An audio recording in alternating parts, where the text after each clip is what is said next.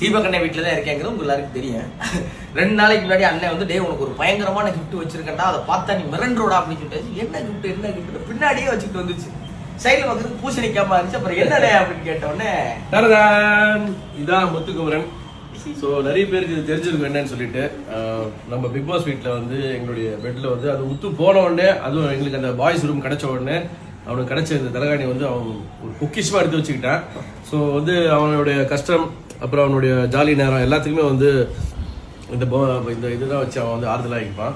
So இது அவனுக்கு ஒரு லக்கி சாம்னே சொல்லலாம். ஸோ இந்த பட்ட லக்கி சாம் வந்து அவன் எடுத்துட்டு வரணும், அங்கிருந்து கொண்டு வரணும். பிக் பாஸ் இருந்து கடைசியா கிளம்பும் போது எடுத்து பெட்டிக்கலாம் கேமரால சொன்னேன், தலாணி மட்டும் எனக்கு கொடுத்துரு, இதுவும் இன்னொரு தலாணி வச்சிருப்பேன், ரெண்டையும் கொடுத்துருக்கேன். ஆனா பிக் பாஸ் உடைய புரோட்டோகால் அண்ட் ரூல் படி அங்கிருந்து ஒரு விஷயத்த, அதாவது நம்மளுக்கு கொடுத்த ஒரு விஷயத்தை தவிர வேற எதுவுமே அங்க எடுத்துட்டு வர முடியாது. அது வந்து ஒரு சொவினியரா இருந்தா கூட ஸோ கொடுக்கவே மாட்டாங்க. ஸோ இதுதான் அந்த விஷயம். இதை எங்கேயோ புடிச்சு தேடி வாங்கிட்டு வந்து கொடுத்தா நான் மிரண்டு போயிட்டீங்க.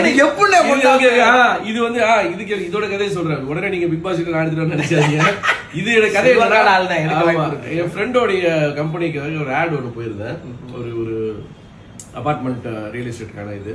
ஸோ அதில் வந்து மாடல் ஹவுஸில் பார்த்தீங்கன்னா உள்ளே போய் திடீர்னு உட்கார்ற ஷூட் எடுப்போம், பார்த்தா தலகாணியில் வந்து பெட்டில் வந்து பார்த்தா இது தலகாணி இருக்கு, என்னடா இது அப்படின்னு சொல்லி பார்த்த உடனே இது அப்புறம் இங்கே வச்சுன்னு ஒரே ஷாக் எனக்கு. அப்புறம் தான் புரிஞ்சு, சரி இது மாதிரி இருக்கும் போல இருக்கு நிறைய அப்படின்னு சொல்லிட்டு. ஆனால் நான் அவங்ககிட்ட கேட்டேன், எப்பா எனக்கு பேமெண்ட் கொடுத்தாலும் கொடுங்க, அதெல்லாம் எனக்கு இது ஃபர்ஸ்ட் தலாணியை கொடுங்கன்னு சொல்லி கேட்டு எடுத்துட்டு. நான் பொதுவாக சர்ப்ரைஸ் ஆகிற ஆளே கிடையாது. ஆனால் இதை பார்த்த உடனே அப்படி ஜிம்மன் ஆயிடுச்சு. அப்புறம் இப்போ என்ன யோசிச்சோம்னாக்கா, இது இங்கே இருக்கட்டும், நான் இருக்கிற மாதிரி இங்கே இருக்கட்டும். நான் எப்பெல்லாம் வரேன்னா அப்போ இவனை பார்த்துக்கிறேன். ஏன்னா இதே நான் எப்படி இந்த மண்டை கொஞ்சம் மாறிடுச்சு, கொஞ்சம் நேரம் வளர்த்துருவோம். ஆனால் அந்த ஷேப்பு மண்டை கலர் அடிக்க மாட்டோம். ஆனால் இது நான். ஆமாம். Thank you for the gift. Welcome.